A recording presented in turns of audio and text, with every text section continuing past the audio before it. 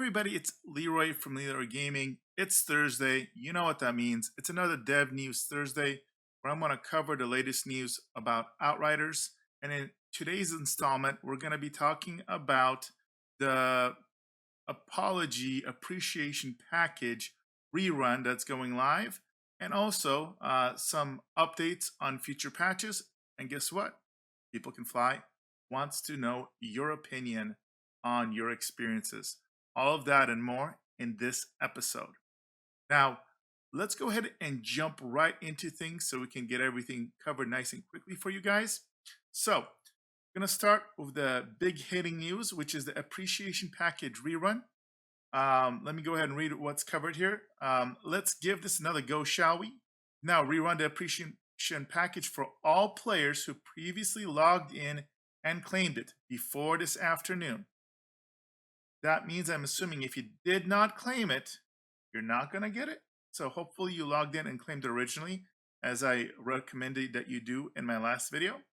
As we will assume that those players didn't receive a unique item as we had intended.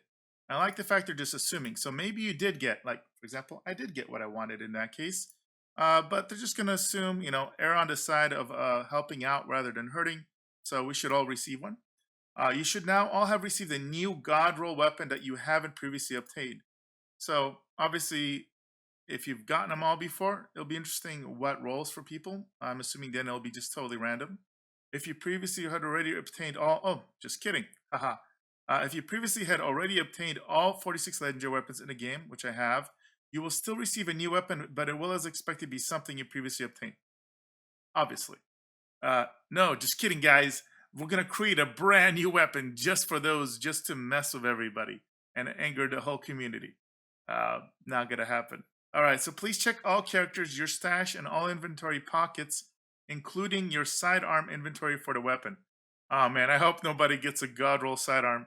I know I'm gonna get a comment in this video that somebody's gonna like, I got a MF sidearm legendary God roll. Woohoo! All right, weapons from the first appreciation package will not be removed from your inventory, even if they were duplicate. That's nice. For anyone coming back to the game now or in the future, you will receive a random God roll legendary weapon, which you have not previously obtained on any character. Please check all inventory pockets, including sidearms. If your inventory is full, please check your stash for the legendary weapon. This is very important to note because I know a lot of people that had full inventories, this was a problem they had. If both your inventory stash are full, the legendary weapon will appear when you next free up an inventory space and restart the game. So it goes into limbo. Again, this is also very common, so don't freak out. If you have already previously found all weapons, your character will be granted the rarest weapon for their class. So I wonder, because they mentioned if we had previously gotten all 46 weapons, here they're stating if you've already previously found all weapons, your character will receive granted the rarest weapon for their class. So I'm going to put these two together, and I'm going to assume if you had gotten all 46 legendary weapons and you had already gotten it, and now you're getting a second one, it should still be the rarest weapon. So I'm very curious. This should tell us what the rarest weapons in the game are by just deduction here. Extra titanium based on your character level. Okay, cool. Spoiler alert, once you start playing this for a bit, you're never going to be low on titanium. But this is great for beginners and people that haven't fully maxed out and haven't been farming expeditions. So that's a nice touch. A new emote, Frustration. Okay, that's already been done. And obviously, game restart needs to be required to appear. Now, let's talk about balancing and patch news next. So, balancing. Our balancing team is currently scoping out for some further balancing buffs to underutilized skills. Again, I'm very happy about this. Notice they're not saying we're looking for balancing in generalities, which a lot of times means nerfs. They're specifically saying buffing underutilized skills. This is how a game developer of a non-competitive looter shooter should behave. There's no reason to nerf abilities people love to the ground. Just buff the stuff that's underused. Nobody's gonna care. People are gonna be happier. There's gonna be more build diversity. Thank you, thank you. I think it's about time that we start giving People Can Fly some credit here. So I have noticed, as a side note, uh, more positive posts and videos and articles, which I'm loving to see as a little side panel here. So we'll share more details around these in the future. Awesome. Patch news. Earlier this week, we released our latest patch. You can check out the patch notes here. And again, I had a video on Tuesday covering all of that. Now, they say, while we are already hard at work on the next patch, it's currently looking unlikely to be ready by next week. So I'm glad they're being honest. We would be keen to hear about your thoughts on how the game has changed with the release of this week's patch. Where have you noticed the most improvements? So again, they are setting up realistic expectations. So since we'll probably have news next week, but the patch is going to take at least 2 weeks. This is what happened last time. I'm okay with this. Multiplayer connectivity. While the legendary change and the addition of controllers are likely the most exciting improvements we introduced, we did also make significant improvements to multiplayer connectivity for many players.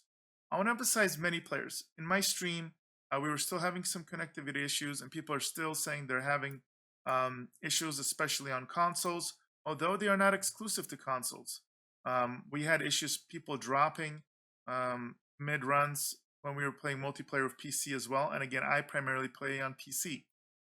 As multiplayer connectivity, rubber banding and packet loss appear to be linked to a number of bug reports, in particular for mods or skills not properly proccing or activating. We would be keen to hear from you. Um, I want to emphasize this here and also in the letter section.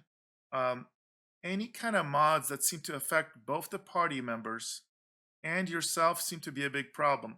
I want to really isolate the set bonus for the Borealis Monarch 3-piece set that gives you yourself a buff to frost damage or enemies that are frozen, and then simultaneously, when using a specific ability to freeze, also increasing crit damage to the rest of the party, but not yourself. I feel this duality is what's causing the problems. I can almost bet money on it. I hope they rework it and just remove that group functionality.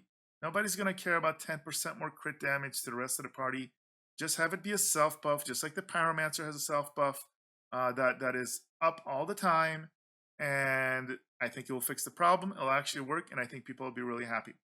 Now let's talk about: do you notice significant improvements in your multiplayer experience? This is where they want to know your opinion. If no, please let us know which region of the world you're in, like South America, etc. Where your co-partners are located, and what other platforms your friends are playing. Let me translate this. They want to basically find out if it's basically the fault of the peer-to-peer. Not all parts of the world have equally good internet, and even within the United States, where we traditionally have the best internet in the world on average, it's still there are parts of the country that have really bad internet.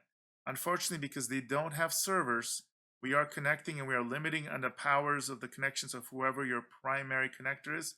With that being said, there's still issues. I, for example, recently upgraded to fiber, 1 gig internet, and even though I have super fast upload and download speeds and connections, we still don't have perfect connections. So some of it is coding on the game side. You can't blame it all on peer-to-peer connections. Now, if yes, did you notice that certain previous inconsistencies and bugs no longer appear or appeared much less? If yes, let us know which bugs you feel have been resolved. If no, please let us know which important bugs are still outstanding. So I'm glad that they're asking for our opinions. I mean, we're pretty vocal about as a community about the problems, but that is important to note.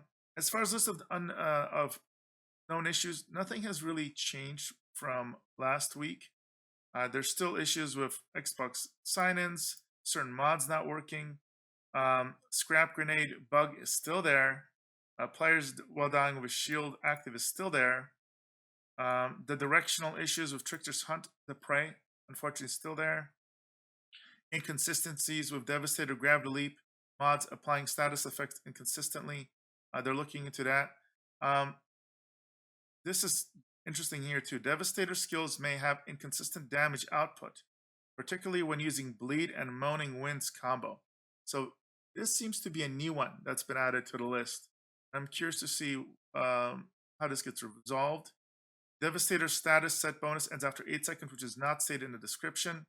So yeah, that's important as well for clarity. Technomancer Borealis set bonus is not applying properly. As I mentioned a little bit earlier in the video, I firmly believe it has to do with the coding that it's trying to apply both a self buff and a group buff, and especially obviously when you're in multiplayer. So I hope they resolve this. I would just rather, because this has been taking weeks and weeks, they just rework this. Get rid of the group element. Just even if they don't buff it anymore, I think people would just prefer to get that 90% damage versus freeze and be done with it.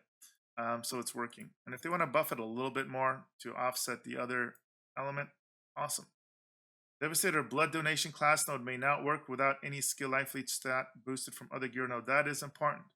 So I have it confirmed from multiple players that this doesn't seem to work if you don't have any skill leech, which is there's so many opportunities in that bottom row to get skill leech. This only plays a role if you just stop at that node and don't go any further in the tree because there's basically, I believe, a mandatory skill leech element there. But just note this, most people I think do pick up some skill leech either across gear or from weapons, which is very helpful in an anomaly build. In fact, if you're running an anomaly power build and you don't use any skill leech, I feel like you're really hurting yourself as far as your survival, because that plays such a big role. So hopefully getting that equipped will help out. Now it sounds like you shouldn't need it, so maybe they'll fix that. But for the time being, get some skill leech on at least one piece of loot, and that should work. Journal entries, pickups not appearing on secondary characters, damage block stats. So this is all visual as far as not showing the appropriate number of damage blocked, even though this is visual only. And dismantle may not show a proper preview. So that's all visual. So those are the things that are known that they're going to be working on. This has been a big week for news and updates. I'm really happy with what they've rolled out. Curious to see what's going to happen next week. Hopefully, we'll get more news on maybe some additions that are going to be upcoming. It'd be nice if they provide us with new content outside of like a big expansion that might take 6 months or a year or something to come out to keep us hungry and happy and playing. All right, boys. So hopefully you guys enjoyed this. If you watch all the way through, if you like this content, want to see more, make sure to like, subscribe. Do check me out on my live streams on twitch.tv / Leeroy Gaming Stream, where I am on a daily basis streaming Outriders. We also have been doing some D&D Dark Alliance recently. So hope to see you guys there. And as always, I will go ahead and see you in the next video.